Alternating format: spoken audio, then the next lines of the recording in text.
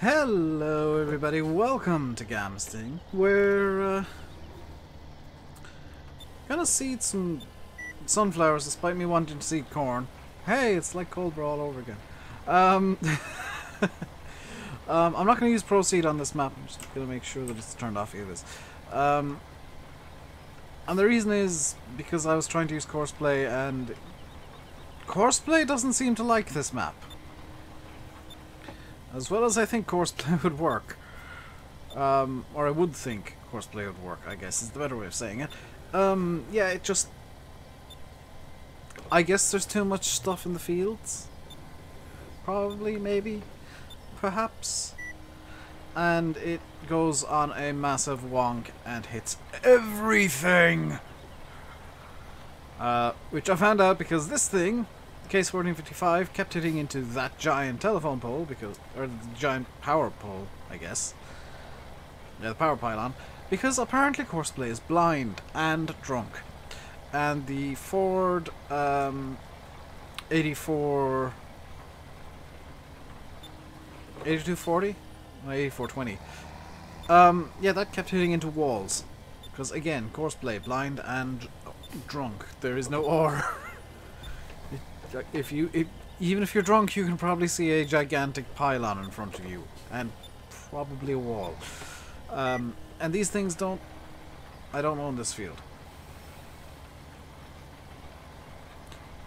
This is one of the many reasons I always say, like, always leave. I've said it to Bullet Bill. Is like, I'll say it to anybody who wants to make a map. The biggest issue with farm sim, and I'm intentionally trying to avoid controversy now, by the way, the biggest issue with farm sim is the way the giants do field definitions.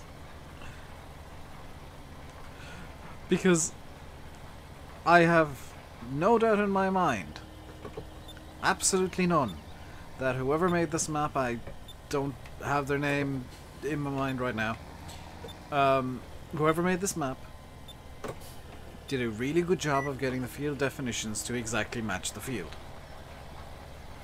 Because the shapes of the fields benefit doing... the shape of these fields makes doing field defs really easy to like match up exactly. There is a problem though. And that problem is the way giants do it. Because the way giants do it is you set your field defs in GE perfectly fine, and they're exact, and they match up to the field exactly. Except they don't. Because the way giants do it, for some inane reason, and I have no idea why, but this is the way giants do it, is that they, in-game, add another about 2 meters to 3 meters onto the, maybe in 4 or 5, onto the sides of the field def. So you have your field defined, so that it can use missions and whatnot. And then you bring it in-game, perfectly well-defined field, and the game decides, no, it's actually quite a lot larger than it is. Because headlands, and so many maps have run into this problem. Even Cobra in spots had this problem. Thornton, it's not a map maker being inept or bad at all. And this is the really annoying thing, is like it'll work from certain angles. So I will off camera after this video kind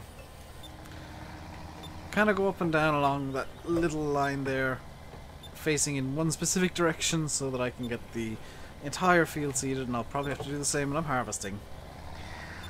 And it's something giants do, and I have no idea why, but that's the way they do it, and that's the way mappers need to adapt. So, like, if I were to have a criticism of this map, because it is... By the way, I'm gonna say this straight out, this is a fantastic map and I love it. If I were to have a criticism of this map, it, would be that it's killing me. No, it would be that, the field definitions, and this is going to be a bizarre one, even by my standards, the field definitions are potentially even too perfect. because of the way the game treats them. And you know, it's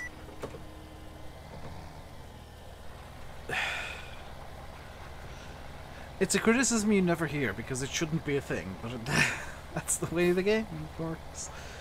You gotta deal with how the game treats things, and you know, I always say that you need to make compromises in G. Yeah, intentionally making bad field definitions is one of them. One of those compromises, because that...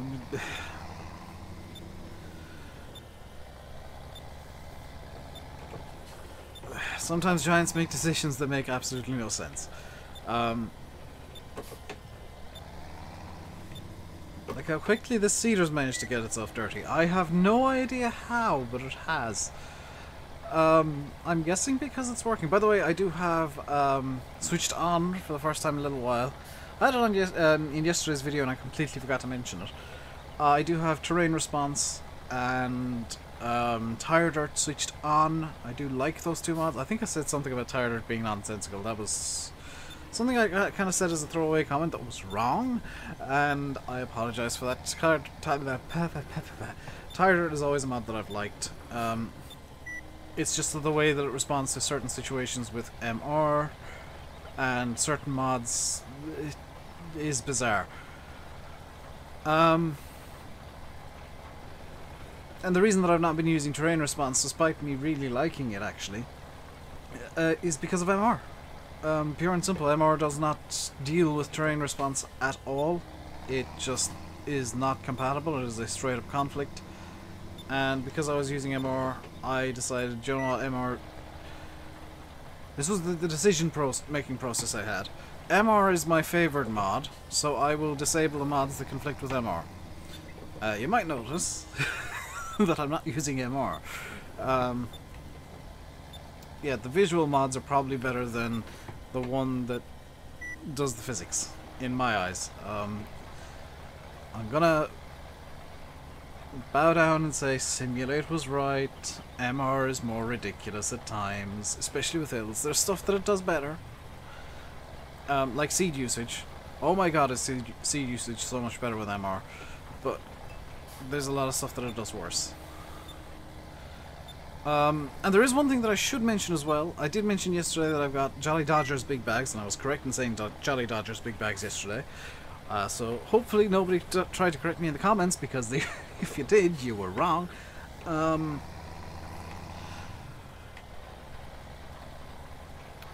I do have them installed because, as far as I'm aware, there is no seed buy point on this map. I need to sneeze. Pro tip for anybody who's got a stream deck and uses like OBS to record, always have a mic mute button. Because then you can realize, oh, I need to sneeze, hit the mic mute button, and sneeze at will, and nobody ever hears it. So in the future, when I have one of my famous coughing fits, when I'm a bit ill, I'll be able to just go, oh, I'm about to cough, mute. So no more ear-piercing coughing or sneezing from me, hopefully, if I remember. So I would like to do something else today, but the only other thing I can do is single rotor windrowing for hay, and I did some silage yesterday, so I don't really think that's a good idea to do kind of the same job that I did yesterday today. So we're going to kind of stick to seeding. We are fertilizing at the same time, and I do have I guess in the interest of letting you guys know, I do have single pass fertilization enabled. Forced ploughing is off. Crop growth is set to whatever I feel like, because it changes at random. And yes, I do have the time set at 1 times, because I know people say you should play it like 5 and 15 times acceleration. The reason that I don't is because it's a lot easier for YouTube. Because like if I want to do a lot of work in a day, then I can do it in a day and just kind of fast forward through night, and it suddenly becomes a lot easier to do more work if I've got single times time acceleration on than 15 times, because then I'm constantly feeling like I've got to do this, I've got to do that, I've got to do this, and sometimes it'll result in me doing like nothing but one job for a week. And that, by the way, will not be the case. It might be the case in streams where I like repeat a job between a video and a stream on the same map. And probably in yesterday's stream I did seeding, because I did say I did promise you guys a stream on Gamsting yesterday, so I probably did seeding in yesterday's stream, because that really is one of the only jobs available to me on this map at the moment. It's a map that's optimized for seasons, so that's not me, you know, crying or anything or whinging about it. It's a map that's optimized for seasons. That's the way the map maker designed it, and that's the decisions the map maker made. And they're actually, it's like, for a map that is intended to be used as seasons, it's a good idea. And for people that use seasons, because then you're not like losing out on crop or having to cultivate or something on day one. You can just, in theory at least, if you have forced ploughing off, which I think seasons you can do that. I really can't remember. But if you got forced ploughing off, you can just go straight into the field and seed and get your crops down, or like fast forward 3 days until the weather's better and or the soil temperature's better. I still haven't, by the way, checked Coldborough to see if the crops have grown, so I do have in my mind that like some of the crops on Coldborough may fail, and I may need to do some off-camera work to remedy that. That's not something I've forgotten, it's just not something I have checked up on yet. The next Coldborough video, by the way, will be next week. I once again need to do some off-camera work and obviously make sure the crops are growing. And next week's video we will be doing probably some, and obviously if I do have a crop fail, I will record a small bit of video just to say, oh no, the crops have failed, I'm gonna reseed and all that kind of stuff. But the plan for the next Coldborough video is, in my mind, I know what I want to do, and it's going to be pretty obvious from the state that the map is currently in the video what the next step is. Actually, the next 2 or 3 steps will be, just because of the way, I guess, mostly real life farming.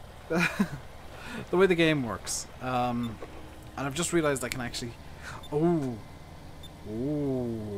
know, I've just had a good idea when I do that sound. I'm gonna change my plan for the next Coldborough video. I think I said what the original plan was, which was spraying. I've just realized I could do something that I could do something much better, in my eyes at least, in terms of like things that I do rarely. So that's going to be fun and interesting, and I do need to as well buy up a couple of meadows on Coldborough. I'm aware of this. I'm aware of the stuff that I need to do on Coldborough, so for those of you that really enjoy that series, don't worry, I've got kind of some plans in place, some not so much.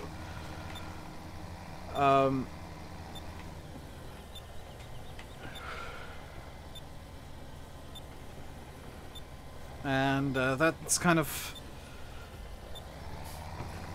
coming. That's a series that kind of comes together in my mind a couple of days to a week before I start recording another video.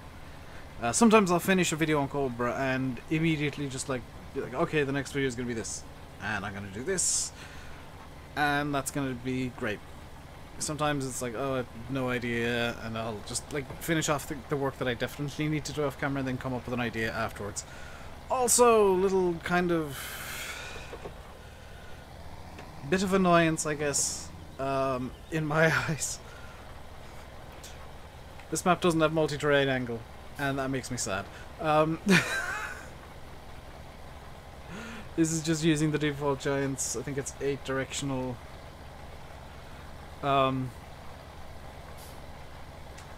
Terrain, which, don't get me wrong, is nice, but multi-terrain angle is just so much nicer. It just has that delicious realism to it. And I know, by the way, that I make fun of people who do realism, but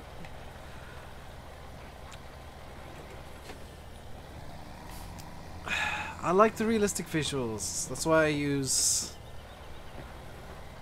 ReShade and have it tuned the way that I do. I mean, if I go page up and page down, you get the lovely... Oh wow, that's a really good 3D effect actually on that tree. Holy crap, I never noticed that before. Okay. That's something I've just noticed that is amazing. I'm actually going to keep ReShade on with the blurs. Because usually I have the blurs turned off because they can be annoying in videos, and you can see some little artifacting there from ReShade. It doesn't like cultivated or seeded ground being in the shade at all, which is kind of hilarious from a program called ReShade. But it doesn't like shade at all in Farm Sim, and I think it's down to the exact pack that I'm using, or the I want to say pack, like the settings that I'm using. It's a settings pack you can download. If you go on the Discord, it is in the announcements room. It's on... what video is it on? It was on a video that I did recently, where I linked it in the comments and then pinned the comment that I replied to. What I'll do is I'll throw it into the description in this video as well, and start throwing it into the description videos. Just so you guys get easy access to it, because I know, like, if I forget, by the way, number 1, shout at me. Number 2, search ReShade on FSUK. And the one you're looking for is the one with the picture of the Black Sheep modding Massies. You'll recognize them straight away. That's the one you're looking for. That's the exact settings pack that I use. And I thoroughly encourage you to give it a go, because it's... I don't know how well it comes across on video. It's the thing. Like in screenshots, like you can tell from the thumbnails that it looks amazing. Or at least I hope you can, because I try and get the thumbnails tuned up in such a way that it really shows off the power of ReShade. But hopefully in videos as well, it comes off... It shows you like what ReShade can do. Like with the blur off in the distance there, and the fact this tractor... Unfortunately, it does make certain tractors and certain vehicles look a bit more cartoony, and I think it's done it to this case. Because it's just kind of looks a bit comical compared to the, you know, actually really nice looking background. Holy crap. So I don't know if that's ReShade doing it, or if it's just the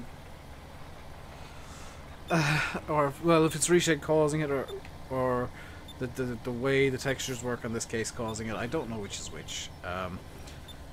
I would guess that it's ReShade, because Giant's texture work tends to be pretty on point. There are times when I'll say, no, that's a bit silly, and I'll always say it about Giant's dirt, which I'll always say it about Giant's dirt. The dirt on the cedar is really nice. Yeah, the dirt on the cedar, the dirt skin on the cedar is really nice, and it makes sense mostly. There are bits where I'm like, well, you'd only really get that if you're trying to seed in liquid mud, which we probably shouldn't be trying to seed in.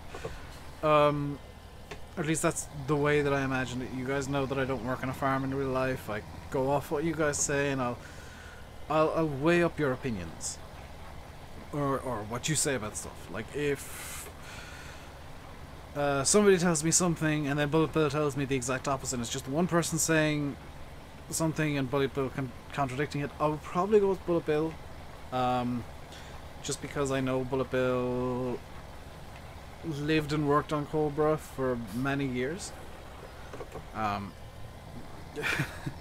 By the way, guys, if you didn't know that, welcome back from Mars. Welcome from under your rock. Cobra is number one, a real farm, and it's number two, the farm Bullet Bill worked on. So if ever you like try and contradict Bullet Bill on something in regards to Cobra specifically, you're probably wrong. In fact, I do want to kind of... I haven't said this to him, so I probably shouldn't say this in a video. I'd like to kind of consult him about stuff for the Cobra series. I think that'd be kind of fun. To like have feedback from somebody who knows the real Cobra. And like see just how realistic to Cobra I can get in the game. Obviously without MR, because no. I tried. I really did try to keep MR in that series, but I was seeding uphill and no.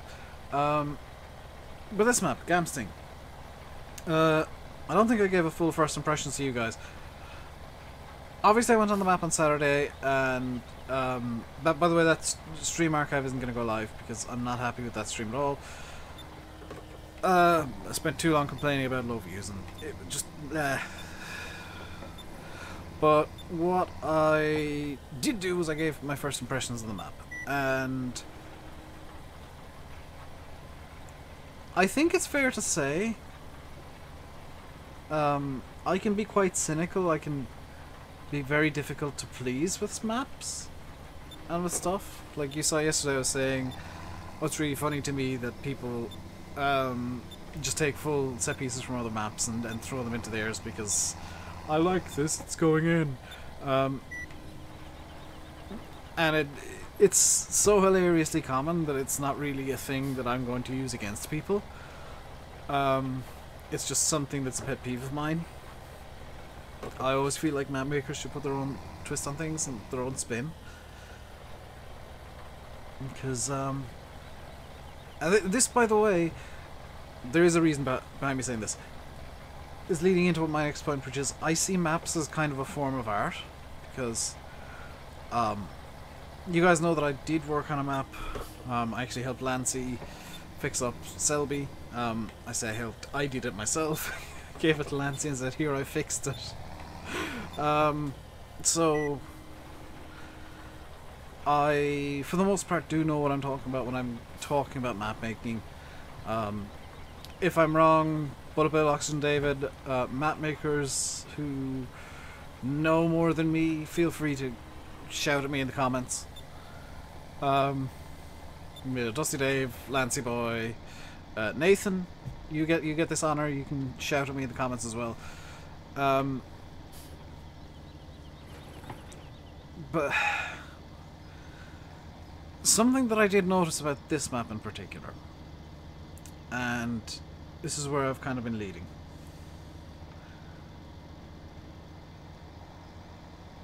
I wonder how many people, just before I say this, are gonna immediately jump to the conclusion that because I've gone off on a little quasi-rant, that I'm about to say something really, really negative about this map. This map in particular has something that very few maps do. I did hear, because you guys know I talked to Landy. Landy has had a look at this map as well. I did hear he's done the trains on this map in a very interesting way, so I'd like to, if I can... Holy... That was a real tunnel? How in the hell did he do this?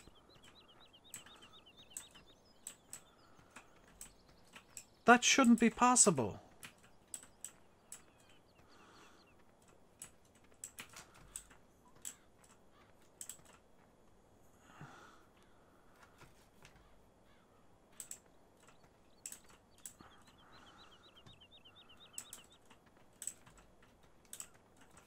Ah, that's how he did it.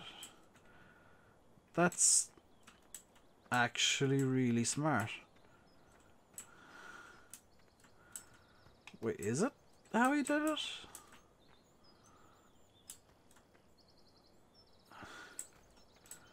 Wait,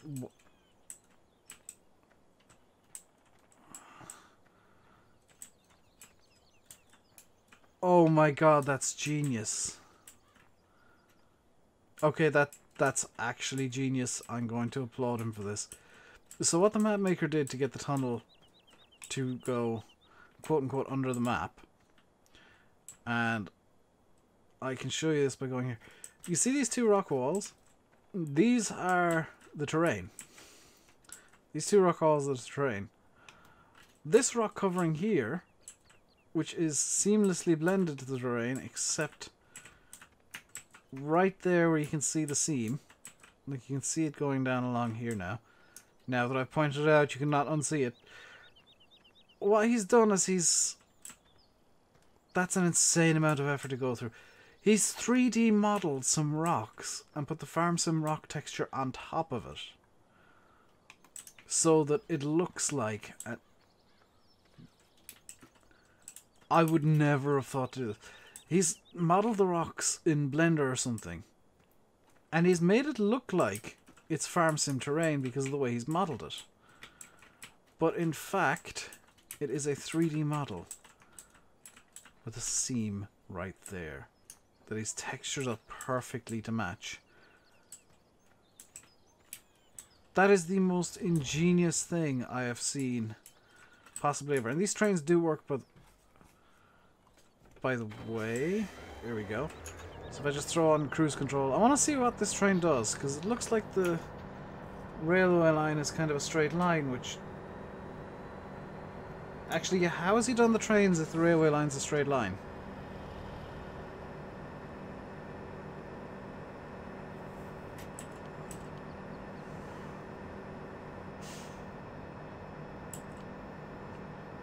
You can see that ReShade doesn't really like darkness, by the way.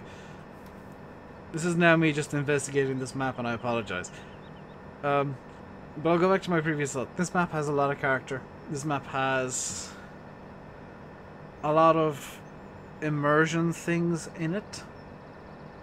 And I find it very hard to criticize.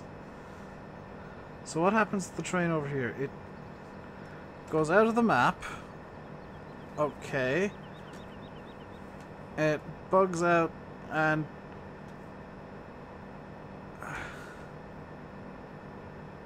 Holy crap, that's genius! Now we're debugged because we're back on the map.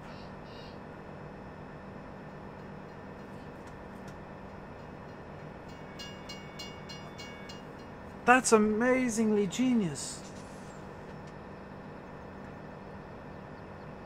Like, it's a simple solution, granted, but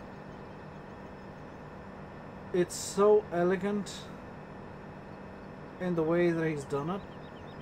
There is a little seam in the tracks back there in the tunnel, if you didn't notice it. You will now. The way that he's done it is really smart.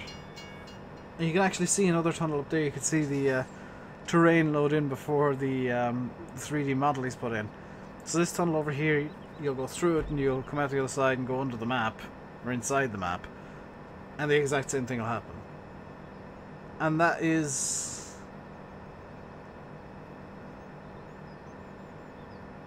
just incredibly well thought out. Because, like, he made a problem by having the train going a straight line across the map one way and then going straight line back. But he solved it as well by having the train just exit the map. And granted, it looks silly when I'm doing it like this, but he solved it in such an elegant way by having the train go outside the map. And if you got this on some sort of hard worker, and I know there's mods that automate the train,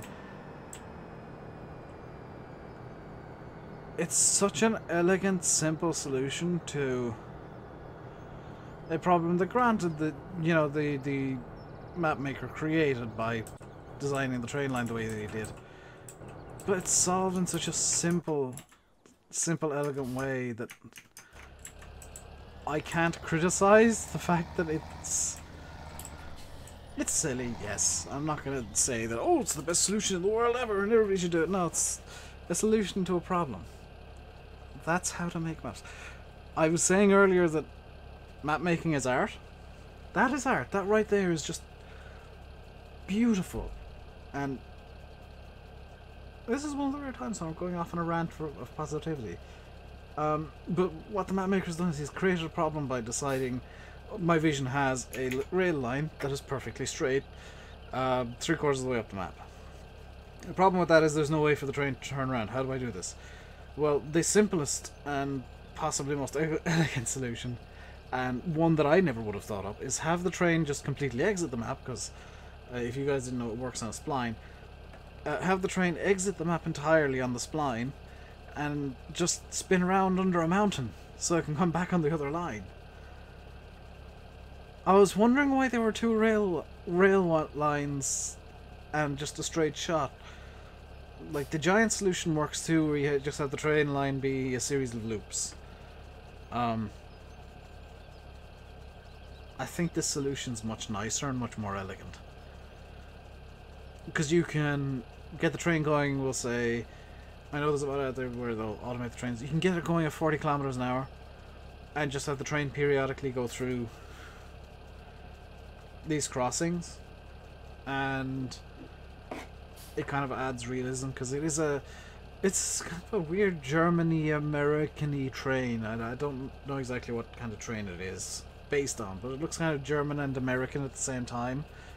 So you could imagine it in a small town like this, like Gamsting, or whatever, Schiebling. Schiebling and Gamsting are the two towns in the map, because there are kind of two towns and two little areas. And you can see even on the PTA, like, it's not all square fields. And something that I noticed almost immediately, the road system is a series of loops. So you've got this loop here that goes around, and it loops into this loop here, which comes around, which kind of loops into this loop here, which comes around to here. And then you got this little loop here that brings you up by BKHW, or BHKW, around by the main yard, and back to near the brewery.